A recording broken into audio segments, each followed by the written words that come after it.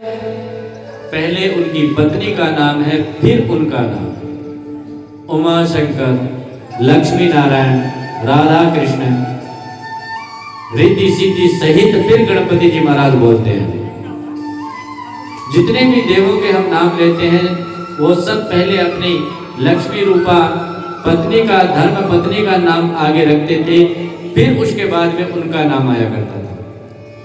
लेकिन अब जब से जनाधार में, भामाशाह में आप सभी माताओं का नाम आने लगा तो लोगों को भी ये लगता है कि हमारी पूछ नहीं रही, हमें कोई पूछता नहीं है। केवल अब तो किसका युग आ गया? स्त्रियों का।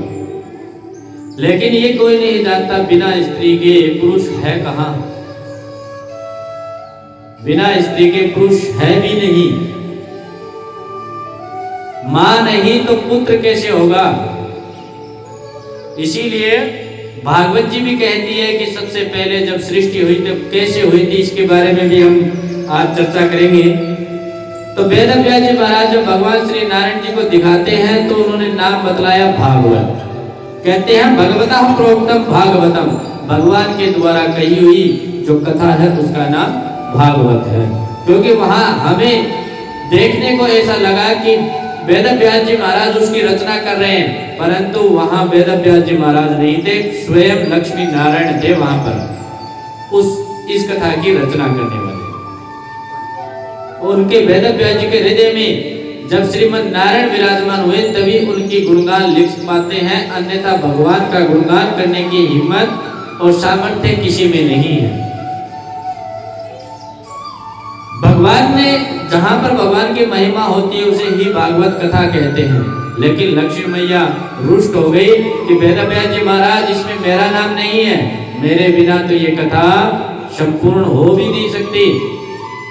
तब वेद व्यास जी कहते हैं नहीं, व्याकरण के माध्यम से देखें तो भगवती या भगवत्या प्रोक्तम भागवतम, भागवत जो है वो माता के द्वारा कही हुई भी भागवत कहलाती है। लेकिन लक्ष्मी मैया कहती ना ना, इससे मेरे को संतुष्टि नहीं है, मेरा नाम स्पष्ट आना चाहिए। तब वेद व्यास जी ने उसके आगे श्री मद जोड़ दिया। श्री माने लक्ष्मी। अब क्या हो गया नाम इसका? श्रीमद् भागवत। अब पूर्ण रूप से लक्ष्मी का भी नाम आया और नारायण का भी। तो कहते हैं स्पष्ट रूप से जब लक्ष्मी मैया का नाम आया तभी लक्ष्मी मैया को संतुष्टि हुई कि अब मेरा भी जिक्र आया है। इस कथा का जो प्रारंभ होता है वो जन्माद्यस्य यतः, इस ब्रह्म सूत्र से होता है। इस ग्रंथ में व्यास जी ने बतलाया है कि वैदिक सूत्रों की ही व्याख्या है। जो 4 वेद हैं हमारे, जिनको वेद व्यास जी ने अलग अलग किए थे, उन्हीं वेदों की व्याख्या है। क्योंकि वेद हमें समझ में नहीं आते, उनकी भाषा बड़ी कठिन थी, इसलिए उन्होंने सरल भाषा बनाने के लिए इस प्रकार व्याख्या की। कहते हैं जन्माद्यस्य यतः अस्य विश्वस्य यतो यस्मात् जन्म स्थिति भंगः भवन्ति। इस विश्व की जिससे उत्पत्ति होती हो, इस विश्व का जिससे पालन होता हो, और अंत में इस विश्व का जिसमें अंत हो जाता हो या लीन हो जाता हो, उस परम सत्य परमात्मा का हम ध्यान करते हैं। भगवान सच्चिदानंद परमात्मा कैसे है ये प्रश्न किया किसी ने। वो सच्चिदानंद घनश्याम क्यों है? तो कहते हैं सत्यम सच्चिदानंद स्वरूपम श्री कृष्णम परम परमेश्वरम धीमहि ध्यायेम। किसी ने पूछा कि आप सांख्यों का ध्यान करते हैं या ब्रह्मा जी का ध्यान करते हैं? तो वेद व्यास जी कहते हैं नहीं, हम ब्रह्मा जी का ध्यान नहीं करते। अरे हम तो उसका ध्यान करते हैं जो मुह्यन्ति यत् सूर्या, यानी तेन ब्रह्मा हृदय आदि कवयो, जो ब्रह्मा जी को भी अपने एक संकल्प मात्र से संपूर्ण पुराणों का और वेदों का ज्ञान करवा दे, हम उसका ध्यान करते हैं, उसे ही हम सच्चिदानंद घनश्याम कहते हैं। क्योंकि वेद हर किसी के समझ में आने वाली वस्तु नहीं है। कहते हैं बड़े बड़े विद्वान जो है वो भी मोह को प्राप्त हो जाते हैं वेद को समझते समझते। तेजो वारी मृदाम यथा विनिमयो यत्र त्रिसर्गो वृषः। जिस परमात्मा की सत्य सत्ता के प्रभाव से ये मिथ्य जगत भी सत्य दिखाई देता है, उसी को हम स्मरण करते हैं। सत हरि भजन सब जाना। जिस प्रकार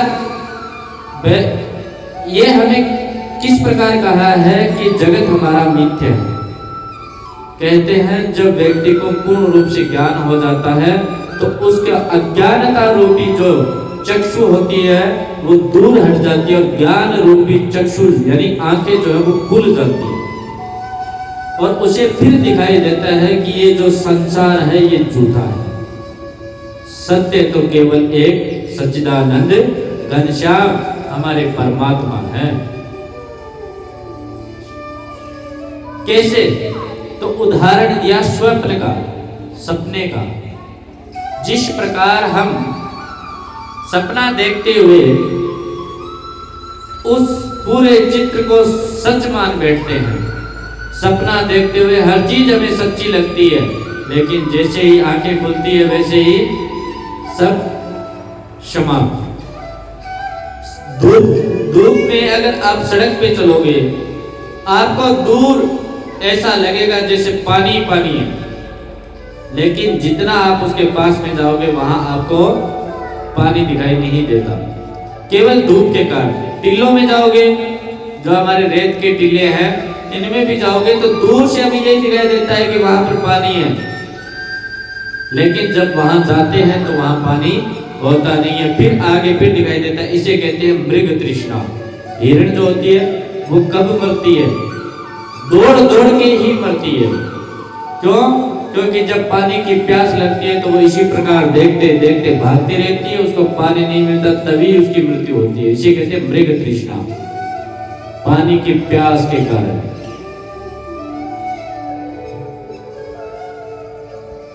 धामना श्वेन सदा निरस्तु हकम सत्यम परम धीमहि। जब सच्चिदानंद घनश्याम भगवान का हम सब मिलकर के ध्यान करते हैं तभी श्रीमद् भागवत जी का हमें कुछ स्वरूप समझ में आता है। हाँ जी।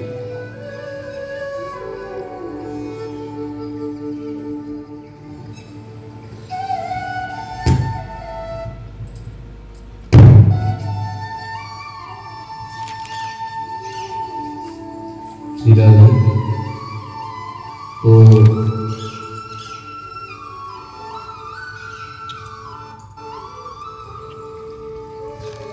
आइए हम सभी बालाजी महाराज के प्रांगण में बैठे हैं, इनका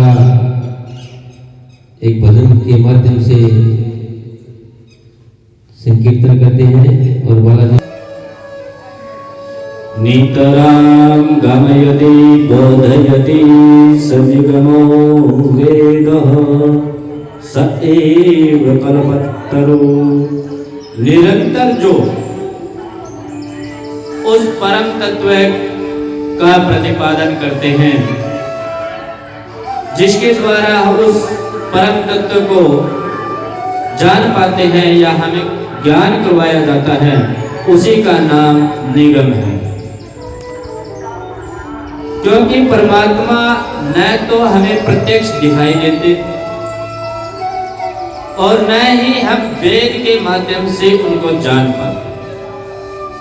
वेदों द्वारा ही अगर हम जाने तो कैसे जाने?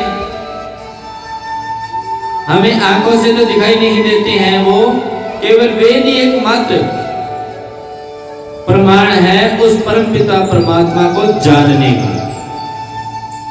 अब किसी ने पूछ लिया वेद क्या है? फिर वेद के माध्यम से ही हम परमात्मा को जान सकते हैं, तो वेद है क्या? तो कहते हैं कल्पतरु। एक तो कल्पत्रु नामक वृक्ष है जो स्वर्ग में है, जिसके नीचे बैठ करके कुछ भी मांगा जाए वो तुरंत मिल जाता है। और एक कल्पत्रु है वेद। कहते हैं वेद एक ऐसा कल्पत्रु है जिससे सकल मनोरथ सिद्ध कर सकते हैं। हमारी जो भी इच्छा हो उसको सिद्ध कर सकते हैं वेद के माध्यम से। उसी कल्पत्रु का विगलत मान लो या व्याख्या मान लो, वो है श्रीमद् भागवत। श्रीमद् भागवत जो फल है, इसे वेद व्यास जी ने फल बतलाया है, पका हुआ फल। ये जब पका हुआ फल गिरा था, उसके बाद में ही गिरने के बाद यहां पहुंचा तो किसी ने पूछ लिया जी महाराज, पका हुआ फल अगर नीचे गिरता है तो वो क्या हो जाता है? फट जाता है। तो क्या आपका भागवत रूपी फल नहीं फटा? तब वेद व्यास जी महाराज कहते हैं, और इसी में टिप्पणी करते हुए श्रीधर जी ने कहा, शिष्य प्रशिष्य निरूप पल्लव परंपरया सनेर खंड मेवावतीर्ण न तुच्छ निपतेन स्फुटितम। कहते हैं कि ये फल पका हुआ जरूर है, परंतु ये गिरने के बाद में फटता नहीं है। तो कहा कैसे? आज तक हमने कोई ऐसा फल नहीं देखा कि जो गिरने के बाद में फटे नहीं। और जो पका हुआ, बिल्कुल पका हुआ फल होता है, वो गिरने के बाद तो निश्चित रूप में क्या होगा? फटेगा। लेकिन ये हर व्यक्ति के बात समझ में नहीं आती। कैसे? जैसे एक बार एक अपने जैसे गांव में आते हैं ना बेचने के लिए, तो एक बार कोई खरबूजा बेचने वाला आवाज दे रहा था, खरबूजे ले लो, खरबूजे ले लो, शक्कर से मीठे। उसने क्या कहा? शक्कर से भी मीठे, शक्कर से मीठे, शक्कर से मीठे खरबूजे ले लो, इस प्रकार आवाज लगा रहा था। तो कोई गया उसके पास में, माता बहन जो भी थी हो गई, और जाकर के खरबूजे ले लिए। घर जाकर के जैसे उनको काट करके खाया तो देखा कि खरबूजा क्या था? बिल्कुल फीका। उसने वैसे ही उठाया और उसके सर पे ला करके मारा कि मैंने क्या पूछा था तुमसे और तुमने क्या आवाज दी थी और ये क्या निकला है? कहा क्या हुआ माता जी? कहा मैंने मीठे के लिए लिया था, परंतु ये तो बिल्कुल फीका है, मीठा है ही नहीं। तो उसने कहा माता जी आपके सुनने में दिक्कत हुई है, मैंने ये नहीं कहा कि ये मीठा है, मैंने ये कहा था ये शक्कर से मीठा है, इसमें शक्कर डालो ये क्या हो जाएगा? मीठा हो जाएगा। यानी शक्कर से मीठा होता है, न कि ये शक्कर से ज्यादा मीठा है। मेरे कहने का अलग अर्थ था, आपके सुनने का अलग अर्थ था। सुनने में दिक्कत हुई है माता जी, ये मैंने गलत नहीं कहा, शक्कर से मीठा, ये तो मैं भी कह रहा हूँ शक्कर लेकर खाओ, इसमें डालो और खा के देखो आप, मीठा हो जाएगा। तो वैसे ही हमारे सुनने में दिक्कत हो जाती है। तो ये कहते हैं कि पका हुआ फल गिरने पे फटता है, मानते हैं इस बात को, लेकिन भागवत रूपी जो फल है वो कभी भी फटा नहीं। कहा क्यों? कहते हैं ये पका हुआ जो फल था सबसे पहले श्रीमन नारायण जी के पास में था। नारायण रूपी डाली से गिरा तो ब्रह्मा की शाखा पर लटका, फिर ब्रह्मा की शाखा से टपका तो नारद रूपी शाखा पर अटका, नारद रूपी शाखा से टपका तो व्यास जी रूपी शाखा पर अटक गया, फिर व्यास रूपी शाखा पर टपका तो सुखदेव रूपी शाखा पर अटका, और जब सुखदेव जी से टपका तो उसके बाद में पूरे संसार में फैल गया परीक्षित जी के माध्यम से। तो ये जो फल गिरा था ये डायरेक्ट नहीं गिरा था, ये डाली डाली होते हुए नीचे आया था, इसलिए ये फल पका हुआ होने के बाद भी कभी फटा नहीं। पहले नारायण जी थे, फिर ब्रह्मा जी आए, फिर बाद में नारद जी आए, फिर बाद में वेद व्यास जी आए, फिर सुखदेव जी आए, उसके बाद में ये धरती पर आया था, इसलिए ये फल फटा नहीं। कहते हैं, फिर पूछा ये तो ठीक है महाराज, अब ये खट्टा है या मीठा, इस बात का कैसे पता चलेगा? पका हुआ तो है फल, परंतु खट्टे या मीठे का कैसे पता चलेगा? तो व्यास जी कहते हैं बहुत मीठा फल है। तो अपनी एक कहावत है कि अपनी वस्तु को कोई भी खराब नहीं बताता, तो इसलिए ये कहते हैं कि हमारा फल बहुत मीठा है, लेकिन वो व्यक्ति कहता है कि मैं मानता नहीं हूं इस बात को, मेरे को इसका प्रमाण दीजिए कि ये मीठा है। तो प्रमाण देते हैं, तब इस वक्त क्या कहते हैं पता है? सुख मुखार मृत द्रव्य संयुतम। कहते हैं जिस फल को तोता मुख मार जाए वो फल कभी भी मीठा ना हो, ये हो ही नहीं सकता।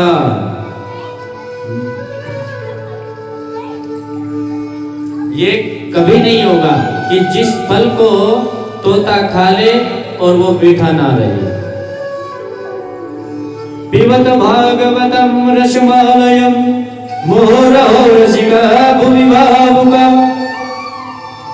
व्यास जी महाराज कहते हैं, अहो रसिक भूमि भावुको, हे रसिको, आओ तुम इस श्रीमद् भागवत कथा का बार बार रसपान करो। तो किसी ने कहा कि भागवत जी रूपी तो आपने फल बताया था, फिर इसका पान कैसे कर सकते, पी कैसे सकते इसको? तो कहते हैं कि श्रीमद् भागवत जी जो है वो केवल पीने योग्य ही है, कानों के द्वारा पी जाती है, ये मुख के द्वारा नहीं पी जाती। अपने कानों के माध्यम से अगर आप पियोगे इसे, तभी आपको इसका स्वाद पता चलेगा। बार बार पीने पर ही स्वाद पता चलेगा, एक बार पीने पर भी नहीं। कहता है कैसे? कहता है जिस प्रकार हम संगति में रहते हैं, जैसी संगत वैसी क्या आ जाती है? रंगत हो जाती है। हमारी संगति का प्रभाव सबसे ज्यादा पड़ता है हमारे ऊपर। संगति अगर हमारे बच्चों की सही है तो हमारा बच्चा भी सही रहेगा, अगर संगति उसकी खराब है तो उसको आप रोक नहीं सकते, वो भी खराब होगा। तो सबसे पहले अगर हमें किसी को सुधारना हो तो उसकी संगति देखनी चाहिए। अपने बच्चे के बारे में तो हमें पता होता है, क्योंकि कूद के पैर तो पालने में दिखाई दे देते हैं, परंतु उसकी संगत कैसी है, किनके साथ रहता है, इस बात का ध्यान होना बहुत जरूरी होता है। और उसी से हम पता लगा सकते हैं कि इनका भविष्य और हमारा भविष्य क्या होगा। फिर कहते हैं कि जीव मात्र का कल्याण कैसे होगा, क्योंकि कलयुग आ चुका है। शास्त्र तो बहुत है, परंतु उनको पढ़ने के लिए मनुष्य के पास में समय नहीं है। इसलिए समस्त शास्त्रों का सार कैसे पता लगाए? भगवान किसे कहते हैं? अब किसी ने ये भी पूछ लिया, भगवान कहते किसे हैं? तो यहाँ पर भगवान का जो विस्तार बतलाया गया है कि भगवान किसे कहते हैं, इसकी परिभाषा देनी है। भगवान किसे कहते हैं, इसकी परिभाषा दीजिए। अब भगवान किसे कहते हैं, इसकी अगर परिभाषा देनी हो तो इन्होंने दी है कि समस्त ऐश्वर्य का मालिक, जो समस्त ऐश्वर्य का मालिक हो, परम यश से संपन्न हो, धर्म में हो, जिसका आचरण धर्म से युक्त हो, जो श्री संपन्न हो। श्री के दो अर्थ होते हैं, एक का तेज, श्री माने तेज भी होता है, और श्री माने लक्ष्मी नारायण भी होता है। समस्त ज्ञान जिसमें हो उसे ही भगवान कहते हैं। इन छह चीजों को भग कहा जाता है, और भग में जब प्रत्यय लगाया जाता है तब बनता है भगवान। तो कहते हैं कि भगवान ने 24 अवतार भी लिए, 24 के 24 अवतार लिए, लेकिन भगवान ने अवतार क्यों लिए? क्या जरूरत थी भगवान को अवतार लेने की? तो इसी में ये भगवान को अवतार लेने की आवश्यकता नहीं थी, वो तो ऊपर बैठे बैठे भी सब कुछ कर सकते हैं। क्यों लिया अवतार? कहते अवतार लेना इसलिए जरूरी था कि जब तक व्यक्ति को, जैसे आपने एक नॉर्मल चीज, एक साधारण बात बतलाता हूं, अगर आप किसी से बात कर रहे हो, उसका मुख आपको नहीं दिखाई दे रहा है, तो आपको मन को संतुष्टि नहीं होती वो बात सुन करके। अगर कमरे में अंधेरा कर दे फिर बात करे, उसका मुख नहीं दिखाई देगा, तो वो बात ऐसे लगेगी, वो बात उसमें इंटरेस्ट नहीं आता आपको। बल्ब जगाओगे फिर कहेगा ना, मुख नहीं दिखाई दे रहा, ये दिखना जरूरी है। वैसे ही भगवान भी कहते हैं कि अगर मैं सामने नहीं आता, किसी भी अवतार में सामने नहीं आता, तो लोग मुझे जान ही नहीं पाते। कहते हैं क्यों लिया फिर? कहते हैं इसलिए लिया जिस प्रकार ये आज ये धातुएं चल रही है, जिसे हम माइक कहते हैं, वैसे माइक का मतलब होता है ये अज्ञानता रूपी जो संसार है, इसे मायका कहा जाता है। माइक इसे ही कहा जाता है। कहते हैं कि भगवान ने इसलिए लिया कि जिस प्रकार बिजली आज आई थी क्या, जैसे उदाहरण देते हैं बिजली कब की है। हम ये सोचते हैं कि बिजली को आए हुए 100-150 साल हुए हैं, परंतु ये बिजली शुरू से थी, बस इसको हम देख नहीं पा रहे थे। क्योंकि अगस्त संहिता में अगस्त जी महाराज ये लिख करके गए थे आज से हजारों साल पहले कि आप क्या क्या चीज मिलाओगे तब ये चीजें पैदा हो जाएगी, ये बिजली। उन्होंने बताया था पारा मिलाना पड़ेगा, लकड़ी का बुरादा मिलाना पड़ेगा, एक तांबे की चीज लेनी पड़ेगी, फिर उसके साथ में कोई भी एक तांबे का तार चिपकाना पड़ेगा, और वो जब चिपकाओगे तो उसमें बिजली उत्पन्न हो जाएगी। ये बात हजारों वर्ष पहले अगस्त जी अगस्त संहिता में लिख करके गए थे। तो इसका मतलब बिजली तो थी, परंतु हमें दिखाई नहीं दे रही थी। जब तक वो हमें दिखाई नहीं देती थी तब तक वो निराकार थी। जैसे भगवान निराकार है, निराकार का मतलब जिसका कोई आकार नहीं, उसे क्या कहते हैं? निराकार। और जब इसका 150-200 साल पहले इसका उत्पादन किया गया, पीपी होले नामक एक अंग्रेज आया था, उसने इसका परीक्षण किया था। अगस्त संहिता उसने पढ़ी और पढ़ करके उसने इसका परीक्षण किया, शायद ये पैदा हो जाए। क्योंकि हमारे यहाँ के लोग ऐसे काम नहीं करते, इसको फालतू काम मानते थे पहले, लेकिन आज ये सबको जरूरत हो गई। अंग्रेज ने आकर के इसका संरक्षण किया, इसका प्रैक्टिकल किया, तो वो बिजली उत्पन्न हो गई। जब वो बिजली तारों में दौड़ने लगी तब वो साकार हो गई, साकार निराकार हो गई, यानी साकार निर्गुण जिसे कहते हैं वो हो गई। अब बिजली तो है परंतु दिखाई अब भी नहीं देती। फिर जैसे ही बिजली को हम हाथ लगाते, वो करंट मारती है, तब हमें महसूस होता है कि बिजली इसमें है।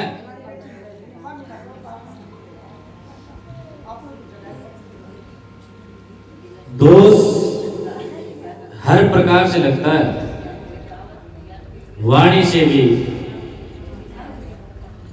नजरिए से भी और काया से भी। वाणी से किसी का अगर अपशब्द बोल रहे हैं तो वो भी दोष है, वाणी से किसी की काट कर रहे हैं वो भी दोष है, वाणी से किसी के नुकसान कर रहे हैं वो भी दोष है।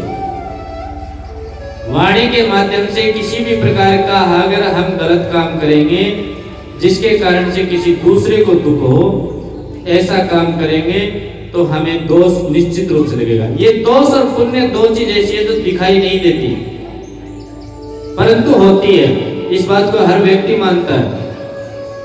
जिस प्रकार हवा दिखाई नहीं देती होती है, उसको महसूस किया जाता है, उसी प्रकार दोष और पुण्य, कर्म और भगवान, जिनको महसूस किया जा सकता है, देखा नहीं जा सकता।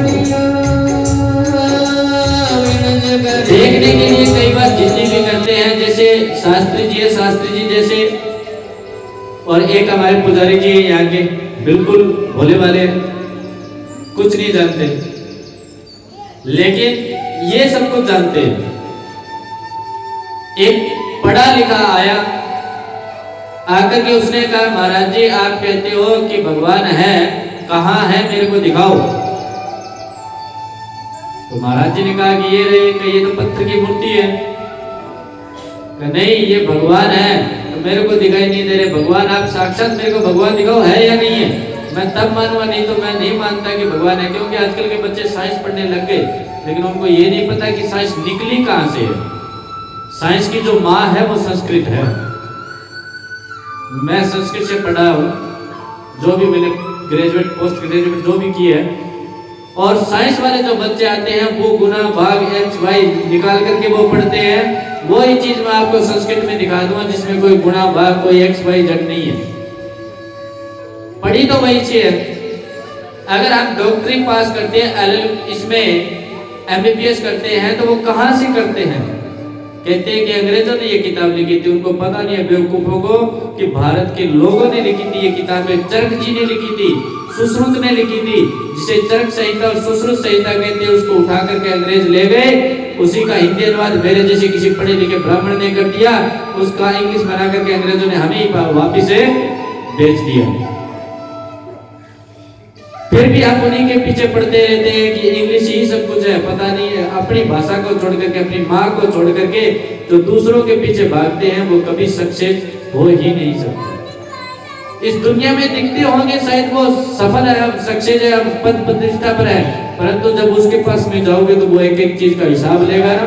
उसके पास में न तो कोई स्त्री है, न पुरुष है, न ब्राह्मण है, न क्षत्रिय है, न ही नेता है, न कोई विधायक है, न कोई सरपंच है, न चौधरी है। वहां पर तो सब एक ही है, मानव, क्योंकि उसने बनाया था मानव। अब नीचे आकर के आप क्या बन गए वो तो आप जानो। उसने अलग अलग वृत्ति के लोग नहीं बनाए थे, उसने तो 2 हाथ 2 पैर दे दिए, आंखें दे दी, मुंह दे दिया, और एक ऐसी आकृति बनाई थी उसने सोच करके कि मैंने बड़े सुंदर चीज बनाई है, मानव। लेकिन जब उसने नीचे झुक करके देखा तब उसे पता चला कि मानव तो कीड़ों से भी ज्यादा गए गुजरे होंगे, जो कम से कम उनको बुद्धि नहीं है इसलिए ऐसे काम करते हैं, लेकिन मानव के पास में बुद्धि है फिर भी वो ऐसा काम करते हैं।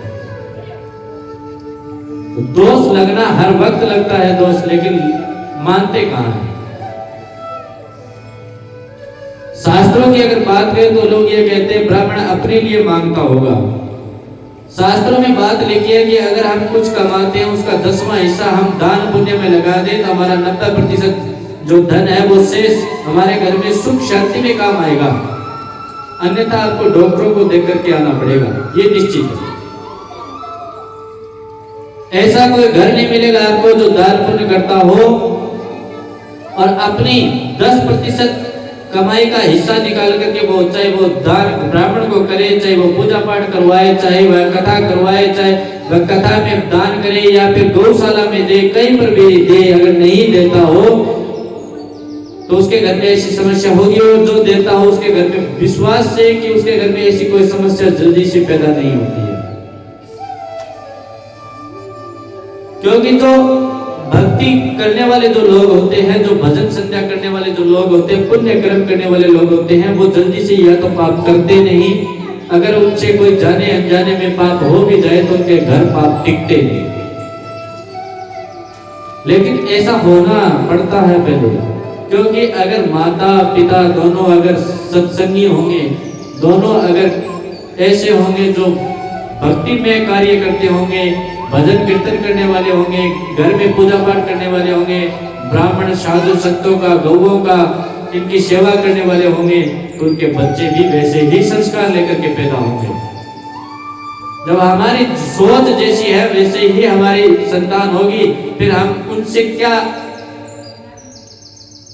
मांग सकते हैं? यानी हमारी सोच तो ऐसी है कि हम तो किसी को देना और हमारे संतान हमें दे, ये कभी नहीं होगा। अपने सास ससुर को हम सेवा करें ना, लेकिन हमारे जो बहू आए वो हमारी सेवा करे, कहाँ लिखा है ये? कल भी बताया था मैंने, सास भी कभी बहू थी, बहू भी कभी सास होगी। ये दिन एक दिन सब में आने हैं। समय का चक्र ऐसा है, किसी को नहीं छोड़ता, कोई भी हो। कहते हैं कि सुखदेव जी महाराज जब पैदा हुए थे तो पैदा होते समय ही वैरागी थे। वैरागी का मतलब कल समझाया था, जो सब कुछ छोड़ छाड़ करके चला जाए जंगल में, उसे क्या कहते हैं? वैरागी। लेकिन सुखदेव जी महाराज ऐसे थे जो पैदा होते ही चल पड़े और जंगल की ओर चले गए। उनके जो पिताजी थे वेद व्यास जी महाराज, वो उसके पीछे पीछे दौड़ रहे हैं, पुत्र पुत्र बेटा बेटा कहते घूम रहे हैं, परंतु बेटा एक भी नहीं सुनता और सीधा अपने भगवान के भजन करते हुए जंगल की ओर निकल गया। व्यास जी के पुत्र जो थे सुखदेव जी महाराज, वो जन्म से पहले ही अपने बारे में सब कुछ जानते थे, क्योंकि वो भी भगवान श्री नारायण के ही अवतार थे। सुना होगा आपने कि शिव जी जब पार्वती मैया को कथा श्रवण करवा रहे थे, उस वक्त कोई शुक नाम का तोता था जो कथा श्रवण कर रहा था, वो सुखदेव जी ये थे। तो जिसने पूरी कथा पिछले जन्म में ही सुनी हो, वो कैसे अपनी बातों भूल सकता है कि जो भक्ति में व्यक्ति खुद हो। कहते हैं कि सुखदेव जी महाराज इतने स्वच्छ थे, इतने शुद्ध थे, इतने पवित्र थे, जिस प्रकार किसी बिल्कुल सफेद नई चीज को अगर हम हाथ लगा दे तो वो मैली हो जाती है, उसी प्रकार इतने स्वच्छ और शुद्ध थे वो। लेकिन उन्होंने भगवान से एक जिद की, क्या कहते, अहम ममेत्यो सद्ग्राह करोति कुमतीर मदीम। कहते हैं मैं माता के गर्भ से जब तक नहीं निकलूंगा, जब तक आप मुझे ये आशीर्वाद ना दे दो कि मेरे को पृथ्वी पर जाते ही आपकी जो माया है वो घेरेगी नहीं। क्योंकि पृथ्वी पर आते ही भगवान की जो माया है वो सबको घेर लेती है और भुला देती है पीछे वाला सब कुछ, कि हम क्या थे, कौन थे, कैसे थे, बस नई भागदौड़ में शुरू हो जाते हैं।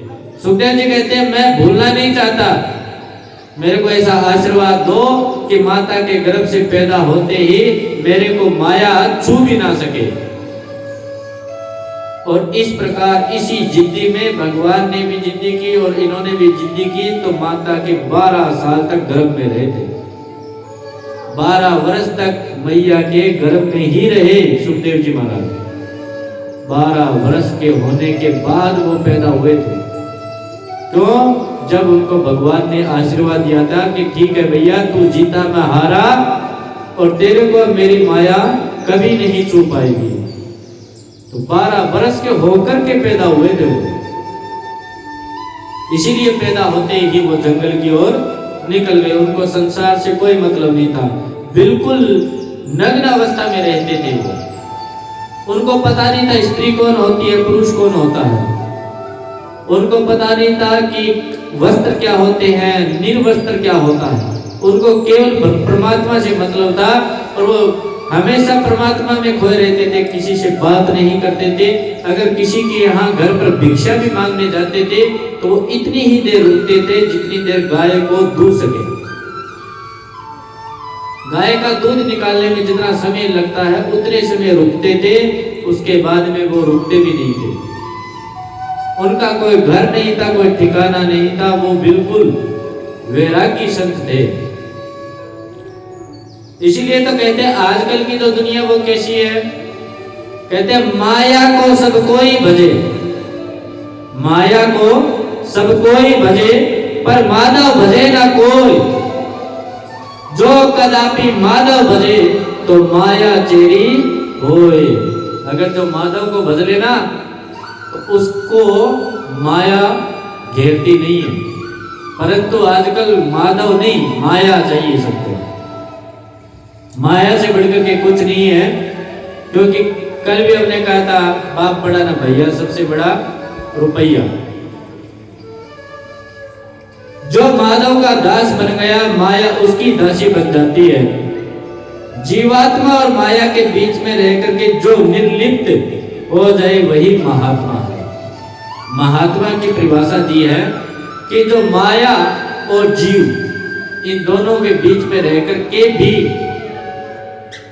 जो सही रह जाए, स्वच्छ रह जाए, शुद्ध रह जाए, पवित्र रह जाए, वैरागी रह जाए, उसे ही महात्मा कहा गया। सही महात्मा वही होता है। अन्यथा तो आपने आजकल देखे होंगे बहुत सारे महात्मा ऐसे भी जो जेल में बैठे हैं, वो महात्मा नहीं है। एक साधु होता है, एक स्वाधु होता है।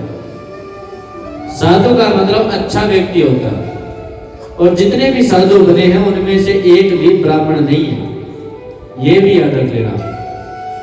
क्योंकि ब्राह्मण या तो साधु बनेगा नहीं, और बन गया तो ब्राह्मण कभी भी अपना ब्रह्मत्व कभी नहीं छोड़ता, क्योंकि वो इस बात को जानता है कि मान मर्यादा से बढ़कर के कुछ नहीं होता, नियम और तप और ध्यान से बढ़कर के कुछ नहीं होता, और अपना जो आचरण है उससे बढ़कर कुछ नहीं होता।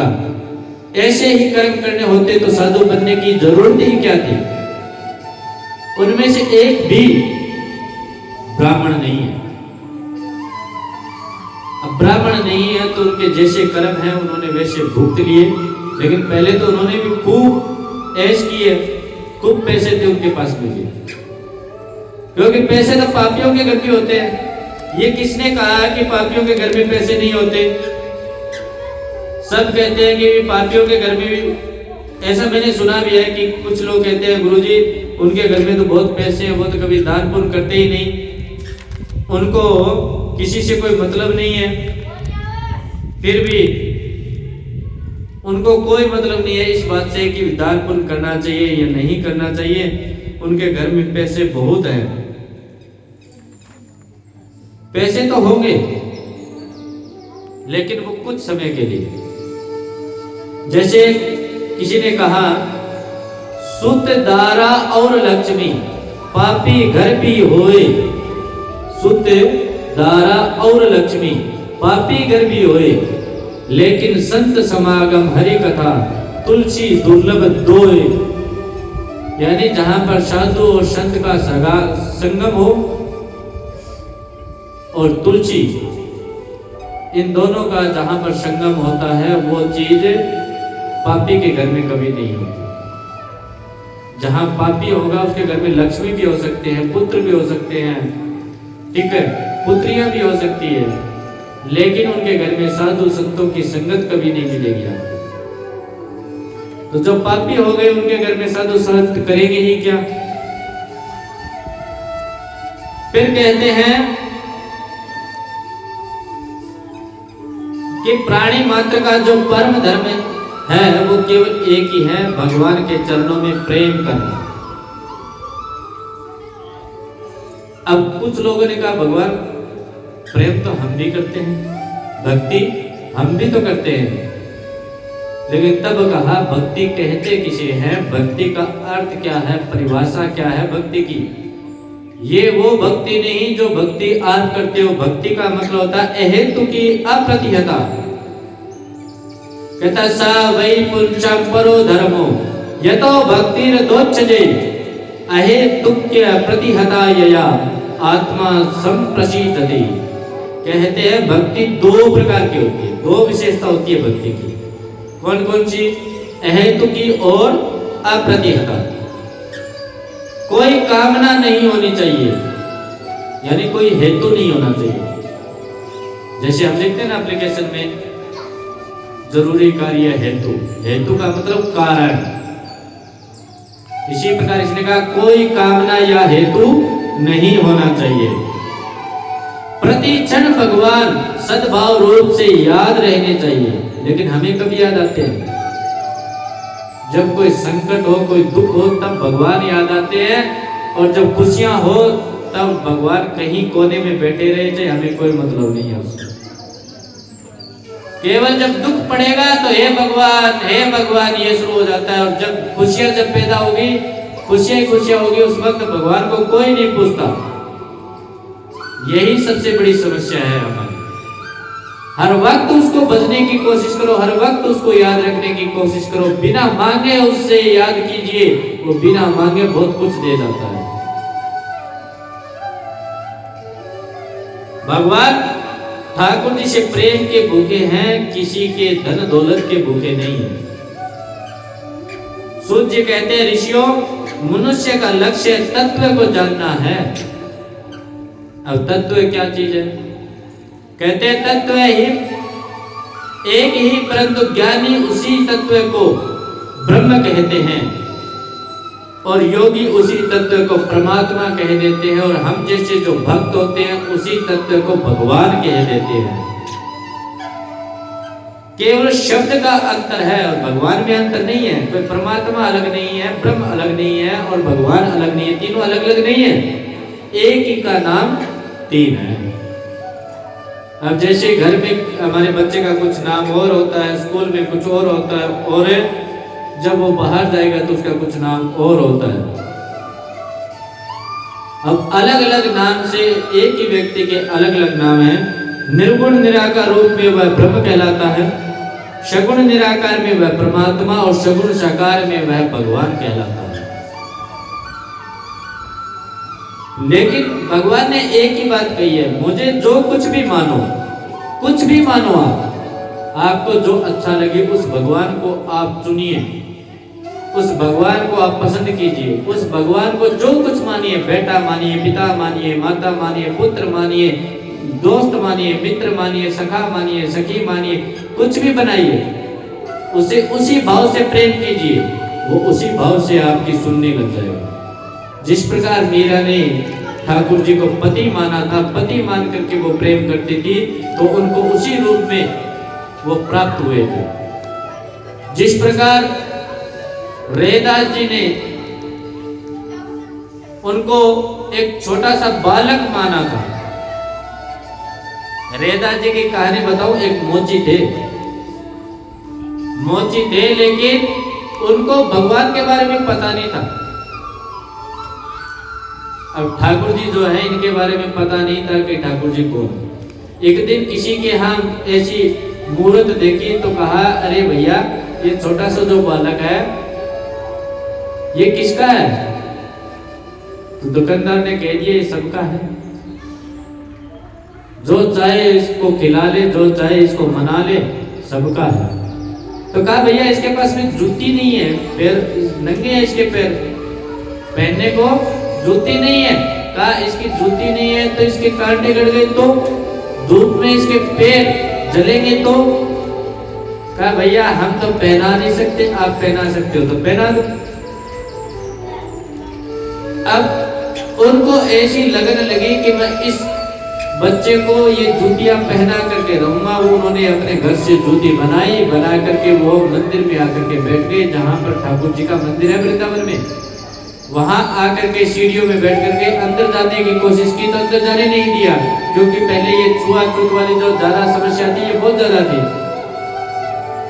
अंदर नहीं जाने दिया। तो ये सीढ़ियों पर बैठ गए, परंतु हमेशा की तरह जिद करके बैठ गए कि पहना करके जाऊंगा वरना नहीं जाऊंगा। सारे लोग उन्हें पागल कहते रहे, परंतु वो बैठे रहे कि कन्हैया ये बालक मेरे पास में आएगा और मैं इसको जूती पहनाऊंगा तभी यहाँ से जाऊंगा, नहीं तो नहीं जाऊंगा। पूरा दिन बीत गया, पूरी रात बीत गई, परंतु ठाकुर जी वहां नहीं है। तो सुबह 4 बजे उनको आकर के उठाते हैं, बाबा ओ बाबा। तो रैदास जी उठ करके देखते हैं कि वही बालक उनके सामने आता है और इतना सुंदर दिखाई देता है कि वो उसको देखते ही रहते हैं। और देखते देखते जब उनको देखना छोड़ते ही नहीं, तब वो कहते हैं कन्हैया बाबा मोरे लिए जो जूती लेके आए हो वो तो पहना दो, और मोरे पांव जलते हैं। उस वक्त रैदास जी के मन में भगवत प्रेम जागृत हो जाता है और उसी वक्त से वो भगवान श्री नारायण के भक्त बन जाते हैं। भक्त और भगवान की बहुत महिमा है। बहुत सारे भक्त हुए हैं जिन भक्तों ने भगवान को साक्षात प्राप्त किया है। हम तो चाहते ही नहीं भगवान को, क्योंकि हम दुख में याद करते हैं, सुख में उसको याद ही नहीं करते। हमें जरूरत ही नहीं है उसको याद करने की, क्योंकि हमें पता है कि जब तक दर्द नहीं होता तब तक गोली लेने की कोई जरूरत नहीं है। तो दर्द हो ही क्यों, ऐसा क्यों सोचते हो आप? दर्द होना ही नहीं चाहिए, उससे पहले ही उसका ध्यान रखो। अगर कहीं पर भी दर्द होने की संभावना है, उससे पहले उसका ट्रीटमेंट करो जिससे वो ज्यादा ना बढ़े। भक्त और भगवान को ऐसे बोलिए वृंदावन बिहारी लाल की जय हो। तो आइए इस प्रांगण में बालाजी की मूर्ति के अलावा यहाँ मेरे विष्णु स्वरूप श्री रामदेव जी महाराज विराजमान हैं। तो आइए एक बार उनकी हाजिरी बाबा के चरणों में सभी मिलकर बाबा को रिझाते हैं, मनाते हैं। कैसी उनकी भी अलग, मेरे ठाकुर जी की तरह वो भी भगवान विष्णु के अवतार हैं। तो आइए ठाकुर जी के श्री चरणों में, श्री रामदेव जी महाराज के श्री चरणों में एक सुंदर हाजिरी। शांताकारं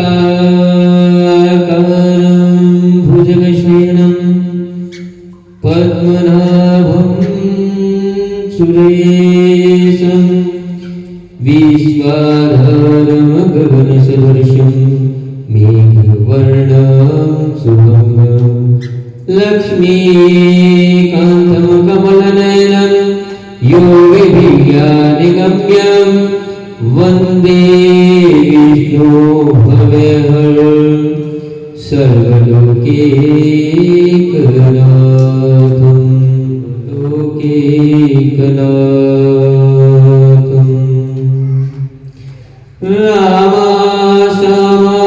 रामासामावजो कलियुग भयो करो अर्ज करूं अजमालरा मारो हेलो सुनो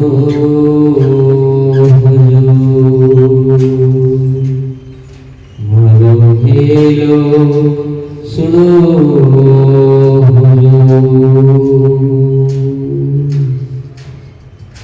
नाम ले जा बीच में कम है कि तो ठलेट में है कि घर लगने में।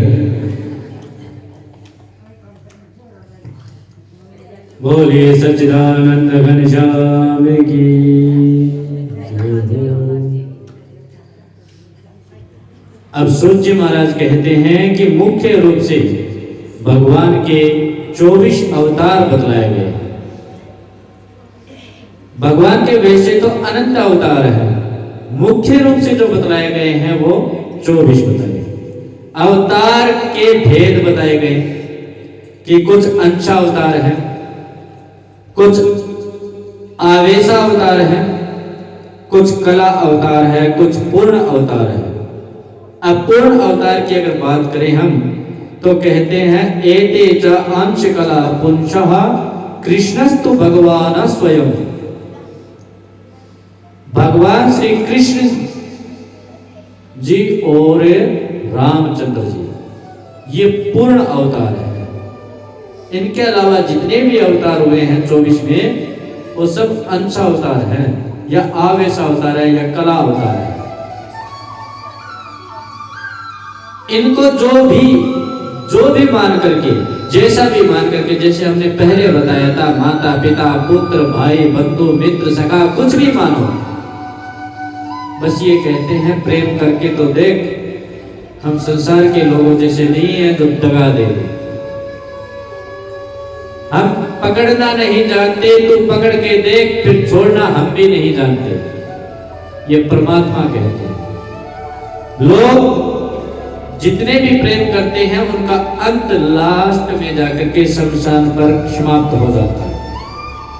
परंतु मेरा जो प्रेम है वो जीवन पर्यंत से लेकर के मृत्यु पर्यंत तक रहता है, और मृत्यु के बाद में तुझे कभी आने की जरूरत नहीं है। ये जन्म मरण का कोई काम नहीं है। फिर पुनरपि जननम पुनरपि मरणम, ये झंझट ही खत्म हो जाएगा। अपने पास रखूंगा और जीवन में कभी तुझे बुरा नहीं होना पड़ेगा, कभी तुम्हें दुखी नहीं होना पड़ेगा, कोई प्रकार की कोई समस्या नहीं होगी, कोई गृहस्थ की समस्या, न बच्चे की, न पत्नी की, न पति की, कोई समस्या नहीं होगी।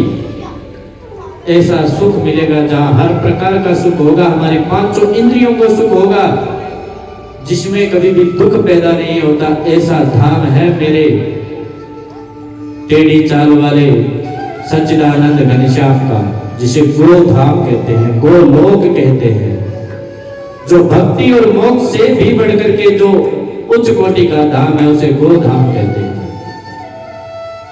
और ऐसा कोई भी पवित्र नाम आप उठा करके देखो जिसे उच्च कोटि का पवित्र बतलाया गया है, वो गय से ही स्टार्ट होता है।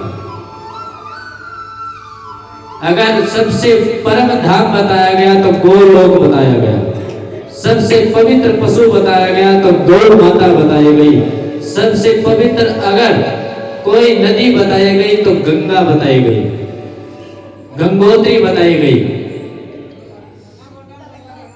जहां पर भी जाओगे आप गाय का बहुत बड़ा महत्व पाओगे।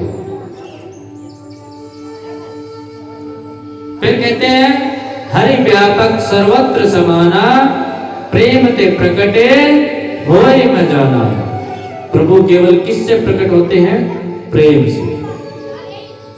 हरि सर्वत्र व्यापक है।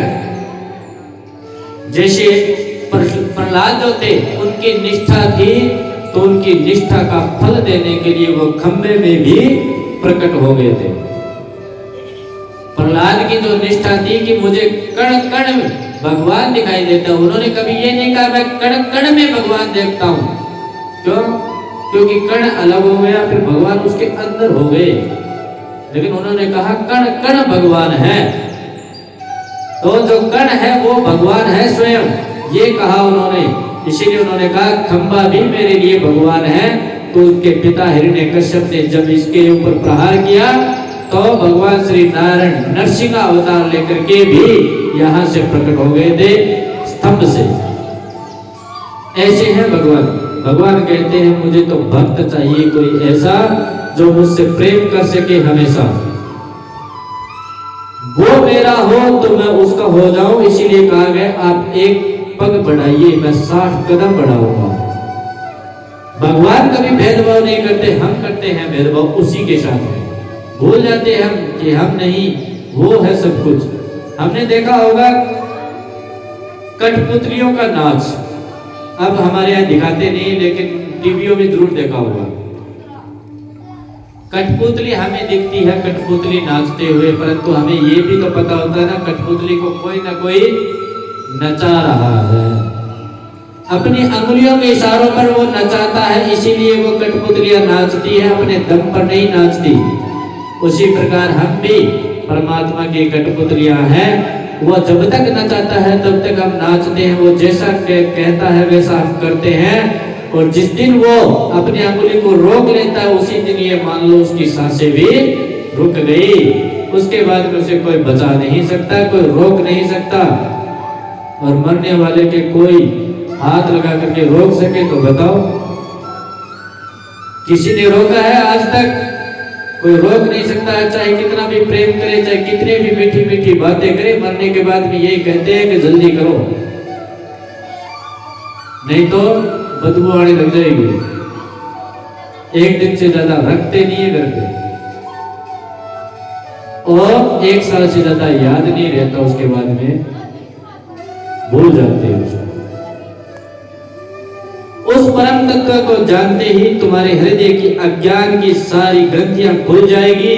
जितनी भी बुद्धि में संशय है, भ्रम है, सब समाप्त हो जाएंगे। जितने भी कर्म बंधन है उनसे तुम विमुक्त हो जाओगे। इसलिए परम तत्व को जानना ही जीवन का परम लक्ष्य है। जिस प्रकार मीरा मैया ने अपना पूरा राजघराना छोड़ दिया था, उनको मिथ्या लगने लग गया था, झूठा लगने लग गया था, वो केवल गलियों में भजन करती हुई अपने राधे श्याम के प्रेम में इस प्रकार मगन हो गई कि उसको लाज लज्जा शर्म सब उसने लोगों से छोड़ दी। केवल प्रेम रखती थी अपने कृष्ण कन्हैया से, गिरधर गोपाल से। वो अपने गिरधर गोपाल के अलावा किसी को देखती नहीं थी। इसलिए कहते हैं बड़े भाग मानुष तन पावा, सर दुर्लभ सब ग्रंथ ही गावा। साधन धाम मोक्ष करिधारा, पाई न जेहि परलोक सुधारा।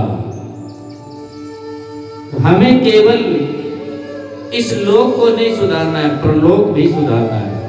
इस लोक को सुधारने के लिए हम क्या कर सकते हैं? ज्यादा से ज्यादा दिन रात मेहनत कर सकते हैं, माताएं बहनें पोछा भारी करके घर को साफ रख सकती है, लेकिन मन को साफ कौन करेगा? जब तक मन मंदिर साफ नहीं होता तो चाहे आप कितना भी क्रीम पाउडर लगा लो, आप साफ नहीं रह सकते। नजर और नजरिए में अंतर इसीलिए बतलाया गया। नजर सबके पास में है, लेकिन नजरिया सबका अलग अलग है। कुछ लोग, चलो इसी मंदिर के बारे में बात कर लेते हैं। यहाँ पर जिन परमात्मा के चरणों में हम बैठे हैं उन्हीं की बात कर लेते हैं। कुछ लोग ये कहते हैं कि जो माताएं बहनें होती है वो बालाजी महाराज, हनुमान जी महाराज की पूजा नहीं कर सकती। ये प्रश्न बहुत बार उठता है, मेरे सामने भी बहुत बार उठता है। लेकिन अगर हम अपनी नजरों से देखें तो नहीं कर सकती, लेकिन अगर हनुमान जी की नजर से देखें तो कर सकती है। क्यों? क्योंकि नजरिए का फर्क है। हमारी जो नजर है उसके अंदर जो नजरिया है ना वो गलत है। हमें लगता है कि स्त्री केवल एक भोग का सामान है, उसके अलावा कोई नहीं। परंतु जो बालाजी महाराज बैठे हैं, जो रामदूत हनुमान कहलाते हैं, अंजनी पुत्र कहलाते हैं, पवन पुत्र कहलाते हैं, वो सभी माताओं को सीता मानते हैं। जितनी भी स्त्री है उन सबको मैया मानता है वो। और हम आरती में भी क्या कहते हैं? क्या कहते हैं शास्त्री जी? आरती करत है अंजना माई। यही तो कहते हैं। अंजना माई कौन थी? पुरुष थी क्या? स्त्री थी ना वो भी, जिनके बालाजी महाराज हुए थे। जब आरती अंजनी मैया कर सकती है तो आप क्यों नहीं कर सकते? वो पूजा पाठ कर सकते तो आप क्यों नहीं कर सकते? बस नजरिया ठीक तो करो अपना। खुद के मन में कपट है, हनुमान जी को बदनाम करते हैं। मानते इस बात को हनुमान जी महाराज बाल ब्रह्मचारी है, लेकिन कौन कहता है बाल ब्रह्मचारी? मैं कहता हूं ये शादीशुदा है। इसका परिणाम भी है। जब तक हनुमान जी शादी नहीं करते, यानी उनका विवाह रूपी कुछ नहीं होता, उसको हम विवाह भी नहीं कह सकते, परंतु विवाहित नहीं है ये भी नहीं कह सकते। दक्षिण में जाओगे वहां पर एक मंदिर है जो बालाजी महाराज का है, जिसमें वो अपनी पत्नी के सहित बैठे।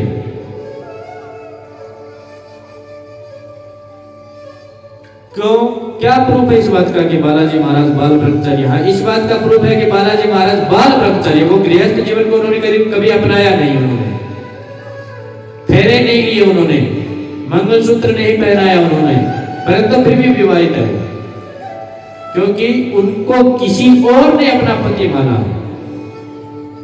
वो माने या ना माने, किसी और ने तो माना है।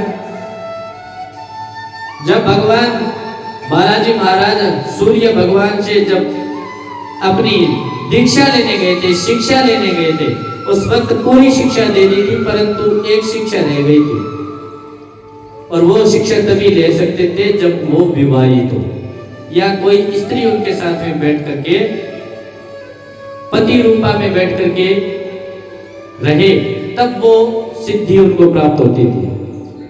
और आप हनुमान चालीसा में बोलते हो अष्ट सिद्धि नवनिधि दाता, वो कौन है? हनुमान जी तो है वो। सूर्य भगवान की पुत्री थी पद्मा। हनुमान जी ने कहा था कि मैं विवाह नहीं करूंगा, मैं बाल ब्रह्मचारी हूं, मैं केवल राम की सेवा करने के लिए आया हुआ हूं, तो मैं उन्हीं के चरणों में रहूंगा, मैं ये गृहस्थ जीवन के चक्कर में, बाल बच्चों के चक्कर में नहीं पड़ना चाहता। तब उनको एक उपाय सूझा। उन्होंने कहा कि मैं आपकी कन्या के 4 परिक्रमा कर लूंगा, जिससे मैं विद्या भी ग्रहण कर पाऊंगा और अपना बाल ब्रह्मचर्य जो है उसको भी पूर्ण रूप से सुरक्षित रख पाऊंगा। तो उन्होंने वही किया, सूर्य पुत्री के 4 परिक्रमा की थी। उसके बाद में ही वो अष्ट सिद्धि और नवनिधि के दाता बने थे। उनको शिक्षा नहीं दे सकते थे उससे पहले सूर्य भगवान, इसलिए उनको वो करना पड़ा। तो बालाजी महाराज जिस भी स्त्री को देखते हैं उसको माता के रूप में मानते हैं, सीता मैया के रूप में देखते हैं। चाहे वह छोटी हो बड़ी हो, बालाजी महाराज को मतलब नहीं है उससे।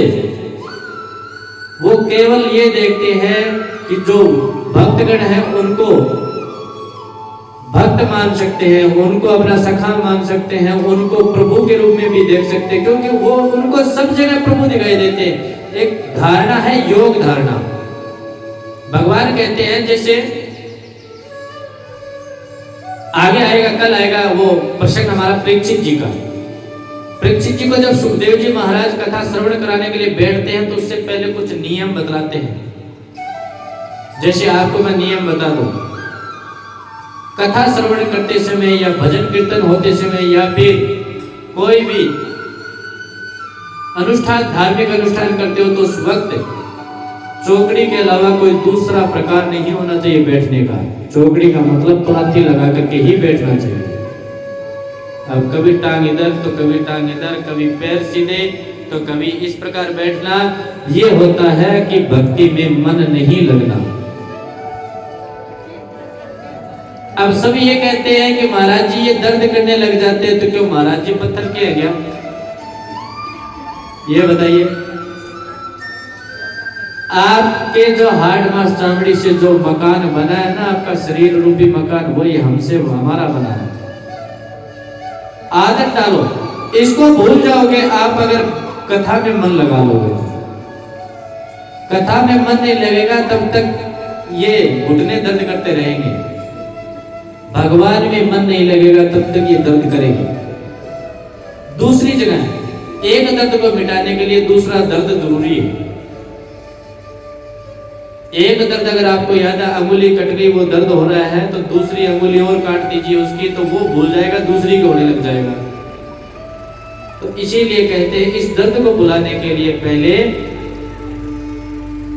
परमात्मा को स्मरण कीजिए, उसको याद कीजिए, तो ये दर्द अपने आप भूल जाओगे आप। उसकी जो परिकल्पना है, उसकी छाया जो है, उसकी जो प्रतिरूप है, वो हृदय में सोच करके देखिए कि हमारे हृदय में भगवान श्री नारायण, हमारे ठाकुर जी महाराज, मेरे गिरधर गोपाल रहते हैं। मैं बस उन्हीं को देखता हूँ। कानों से कथा का श्रवण कीजिए, आंखों से उनका ध्यान कीजिए, मन से, तो आपको किसी प्रकार का दुख और दर्द याद भी नहीं रहेगा। ये संसारिक जो दुख है ये भी भूल जाओगे आप कुछ क्षण के लिए। सुखदेव जी महाराज परीक्षित जी महाराज को कहते हैं, अगर तुम्हारा ध्यान करते समय ध्यान भटक भी जाए, कभी बेटे में चला जाए, कभी पत्नी में चला जाए, कभी किसी और में चला जाए, तो याद रखना जहां भी ध्यान जाए वहां से अलग मत करना, वहीं रखना, परंतु बस इतना सोच लेना कि वो ही मेरे ठाकुर जी है, वो ही मेरे गिरधर गोपाल है। पत्नी में जाए तो मान लेना पत्नी ही ठाकुर जी है, बेटे में जाए तो मान लेना बेटा ही ठाकुर जी है। बस ये धारणा रखना। जब ये धारणा रखोगे तो तुम्हारा ध्यान कभी भी भटकेगा नहीं, और एक दिन ऐसा आएगा अभ्यास करते करते तुम्हारा ध्यान ऐसा लगने लग जाएगा कि तुम्हें फिर जगाने से पर भी नहीं जागोगे, और परमात्मा से हर वक्त मिलन होगा। भगवत मिलाप इसी को कहते हैं। ये मानते हैं कि एक साथ आपको आदत नहीं पड़ सकती इस प्रकार बैठने की भी। आजकल के बच्चों को तो बिल्कुल नहीं पड़ती, क्योंकि आजकल तो स्कूल में भी बैठाते हैं तो मेज देते हैं। पहले जैसे हम पढ़ते थे उस वक्त में मेज कुर्सी नहीं थी। मैं तो जैसे गुरुकुल में पढ़ा, वहां तो मतलब ही नहीं है, तो वहां तो सिर्फ नीचे बैठो, जैसे आप बैठे वैसे नीचे बैठो, पलाथी लगानी पड़ेगी। अगर एक बार भी घुटना ऊपर हुआ तो घुटने के ऊपर ही डंडा। अगर कोई चीज ग्रहण करनी है तो उस वक्त हमारी जो कमर है, कटी है, ये भी सीधी रहनी चाहिए। ये भी ऐसी हुई तो फिर पिटाई, तभी आदत पड़ जाती है इसकी। फिर अभ्यास करते करते अभ्यास हो जाता है। खेत में करने वाले काम सर्दियों में भी करते हैं, इतनी ओस पड़ती है तब भी करते हैं, वर्षा होती है तब भी करते हैं, और इतनी धूप पड़ती है तब भी करते हैं। क्यों? उनको आदत हो गई इस बात की। तो भगवान की भी भक्ति का आदत डालनी पड़ेगी आपको, अपने आप कहीं से नहीं आती। कोशिश करो इसके बारे में। एक दिन 5 मिनट होगा, फिर 10 मिनट, फिर 15 मिनट, फिर 20 मिनट, महीना, 1.5 महीना, साल, 1.5 साल, धीरे धीरे आदत पड़ेगी। और जिस दिन आदत पड़ गई, ये आदत सबसे अच्छी आदत है। इसके अलावा जितनी आदत है सब बुरी आदत है। विद्यते हृदया ग्रंथि छिंद्यन्ते सर्व संशयः चीयन्ते चास्य कर्माणि दृष्ट एवात्मनीश्वरे। कहते हैं कि हम परम तत्व को हमारे हृदय में किसी भी प्रकार की झांकी बना करके हृदय में रख लें और हमेशा उसका स्मरण करें तो वह हमारा मित्र बन जाता है, हमारा पुत्र बन जाता है, हमारे लिए सब कुछ बन जाता है। इसको कोशिश करके देख लेना। किसी एक परमात्मा को, किसी एक भगवान को, यानी है तो परमात्मा पांच ही, याद रखना देवता पांच ही है, पंचदेव ही कहलाए हैं। गणेश जी, सूर्य, दुर्गा मैया और ब्रह्मा, शिव और विष्णु, पांच ही देव कहलाए हैं। लेकिन इनके अवतार बहुत हैं जिनको हम मानते हैं। विष्णु के अवतार ठाकुर जी महाराज हैं, रामचंद्र जी भगवान हैं, रामदेव जी महाराज हैं, जितने लोग देवता हैं सब विष्णु के अवतार हैं।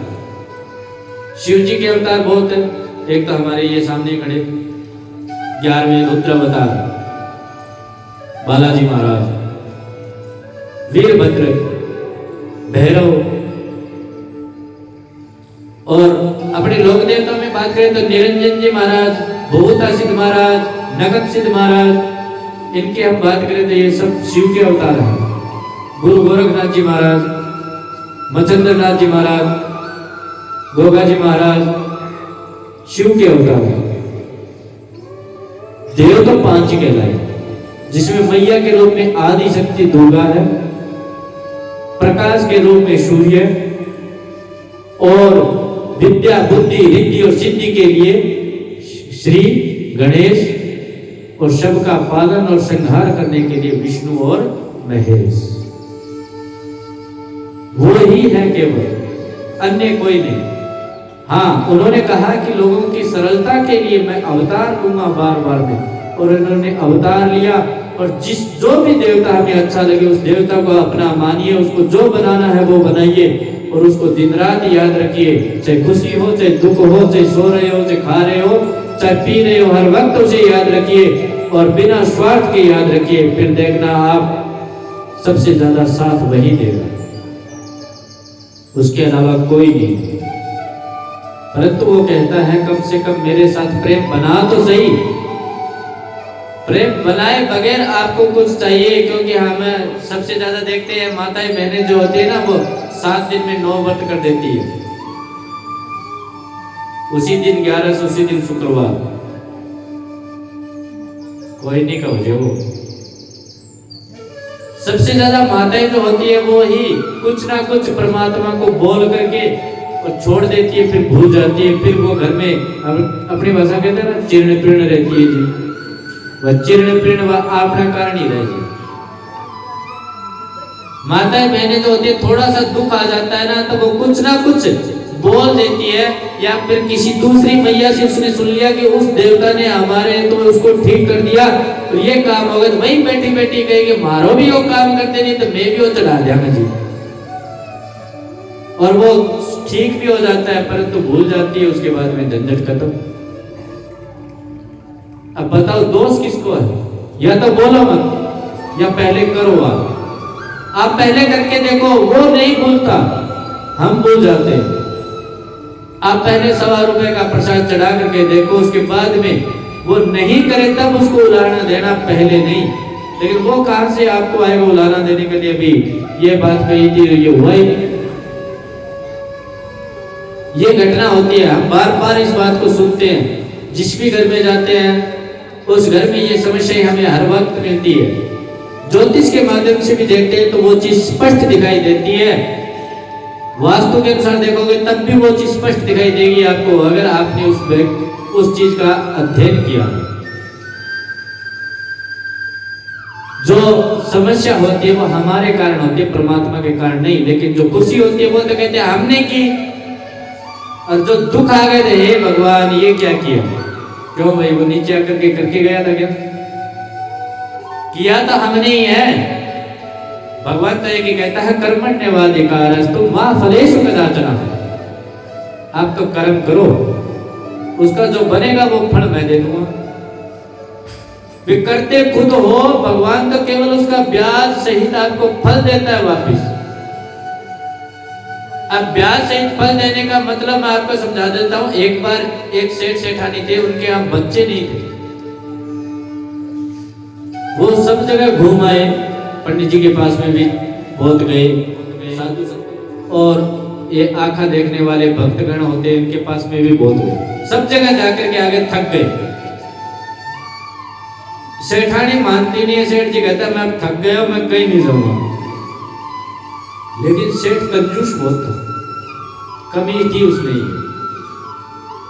एक दिन कोई साधु संत, मैंने आपको पहले भी बताया मैं साधु किसको कहता हूं। साधु का मतलब जो पीले वस्त्र पहले उसे साधु नहीं कहा जाता। साधु का मतलब हमेशा वो व्यक्ति होता है जो अज्ञानता रूपी ज्ञान, अज्ञानता रूपी जो अज्ञान होता है उसको दूर करे, अंधेरा उसको दूर करे, ज्ञान को हमारी ओर लेकर के आए, जो हमें इस लोक से नहीं परलोक से नहीं उससे भी आगे की राह दिखाई, उसे हम साधु कहते हैं। सही साधु वही है, अन्य तो सब स्वाधु। साधु आया हुआ था कोई अच्छा उच्च कोटि का साधु था। सेठानी ने दबाव दिया, घर वाले दबाव देगी तो जाना तो पड़ेगा। दबाव दिया तो सेठ जी ने मन मार करके चलो ठीक है, लास्ट बार है लेकिन उसके बाद नहीं जाऊंगा, ठीक है। गए महाराज जी के पास, बैठ गए, प्रणाम किया। महाराज जी ने कहा देखते ही कि बेटा ऐसा कर, 1 किलो सेब ले आ। अब बनिया अपनी पत्नी से कहता है देख मैंने कहा था इनके पास में कुछ नहीं होता, 1 किलो सेब मंगा लिए, बताइए इसको कहने में क्या दिक्कत आई। इसको तो कहना ही था बेटा 1 किलो सेब ले आ, अब बता पैसे मेरे लगेंगे और मजे ये लेगा। अब सेठा जी ने कहा आपको लगता है क्या महाराज जी ने कहा तो आप लेकर के आते, चलो। गए बाजार में गए तो एक रेहड़ी पर पूछा कि भैया सेब कैसे दिए। एक ने कहा 200 रुपए किलो, वहां से आगे की ओर हो लिए। दूसरे से पूछा, उसने कहा 150, उसने सोचा और आगे और सस्ते मिलेंगे। उससे आगे गया तो 100 रुपए किलो, उससे आगे गए 80 रुपए किलो। सेठानी ने कहा अब तो ले लो। तो वो जो सेब थे वो ले लिए। और सेब कितने आते हैं? 1 किलो में 2 सेब, ज्यादा से ज्यादा 3 आ जाएंगे, 4 आ जाएंगे। सब सेब खराब थे, पीले पीले थे। सेठ ने कहा कि हमको थोड़े ना खाने हैं, महाराज को देने दे आते हैं। जैसे कहते हैं ना, एक चीज आपने देखी होगी, जो माताएं बहनें एक दूसरे को वस्त्र देती है, वो ऐसा वस्त्र होता है कि घूमता ही रहता है लेकिन कभी उसको पहन नहीं सकता कोई, पूरी जिंदगी भर घूमता रहता है। वो पहले आपकी सास ने दिया होगा कभी, वो घूमता हुआ फिर आपकी शादी में आपके पास फिर आ गया, फिर आपने कभी किसी को जलवे पे दिया होगा, फिर वो घूमता हुआ आपके बेटे की शादी में फिर आ गया। वो कपड़ा कभी कोई पहन नहीं सकता और पहनने वाला वस्त्र कोई देता ही नहीं। दान करने का मतलब किसे कहते हैं? दान वो चीज होती है जो किसी के काम है। ऐसे ही वस्त्र देने से, ऐसे ही कुछ वस्तु देने से कोई फायदा नहीं होता। या तो मत दो, दो तो ऐसा दो जो उसके काम है। चाहे किसी को भी दो, बेटी को दो, चाहे अपने किसी भी कन्या को दो, गरीब घर में दो, गौशाला में दो, ब्राह्मण को दो, साधु को दो, संतों को दो, किसी को भी दो। वो चीज दो जो चीज वो काम में ले सके। अब आजकल कपड़े से ज्यादा उसकी सिलाई हो रखी है। अब बताओ, कपड़ा तो आपने घर वाला वो दे दिया जो घूम रहा था मार्केट में। अब जैसे हमारे जो पंडित जी है, यहाँ के पंडित जी बड़े भोले वाले हैं। अब उनको बुला लिया अमावस को, महाराज जी आपको खाना है, खाने के लिए चले गए। अब महाराज जी को एक सफेद कुर्ता पजामा कपड़ा दे दिया और ऊपर 50 रुपए दे दिया। महाराज जी क्या करेंगे उसका? 50 रुपए तो चलो काम आगे काम आ जाए घर में कुछ ले जाने के लिए, लेकिन उस कपड़े का क्या करेंगे महाराज जी? उसको लाएंगे और ला करके अपने उसी को उसी खादान में डाल देंगे जहां और पड़े होंगे। पता है कि ये कपड़ा सारा 200 रुपए का है, सिलाई 500 रुपए है, नहीं सिलाई। या तो उसको कपड़ा दो तो पहले उसको या तो सिला करके पहनाओ या फिर सिलाई साथ में दो, अन्यथा वो दान दिया हुआ नहीं होता। या मत दो, दोस्त तो नहीं लगेगा कम से कम। एक दान देने के बाद में कभी गिनाना नहीं चाहिए। गिनाना दूर की बात है, याद नहीं करना चाहिए। क्योंकि धन की तो 3 ही गति है, दानम भोगम नाश। या तो धन जो है उसका दान कर लो, या उस धन का आप भोग कर लो, खुद के ऐश्वर्य में लगा लो, या फिर वो पड़ा पड़ा नाश हो जाएगा। वो नाश हो या ना हो, लेकिन ये है कि आपकी आने वाली संतान है वो अवश्य नाश हो जाएगी। ये भी है। आप किसी भी, आपका इतना बड़ा गांव है, किसी से भी उठा करके देख लीजिए, जिसके दादा के पास में अत्यधिक धन था, उसका बेटा सही निकलेगा लेकिन उसका पोता बिगड़ा हुआ निकलेगा। और वो पूरा धन वो अपने कुछ सालों में ही पूर्ण कर देगा और फिर उनको वहीं ला करके खड़ा कर देगा जहां उसका परदादा खड़ा था, गरीबी में। हर तीसरी पीढ़ी में हमें भिखारी बनना पड़ता है। हर तीसरी पीढ़ी में, हमारी भाषा में कहते हैं ना कि हमारी हर तीसरी पीढ़ी के अंदर ऊत चली जाती है, वही बात होती है। हर तीसरी पीढ़ी में जाती ही है, निश्चित है। जैसे ही तीसरी पीढ़ी समाप्त होने को आएगी तो वो हालत आप अपने आप पाओगे, जाएगी।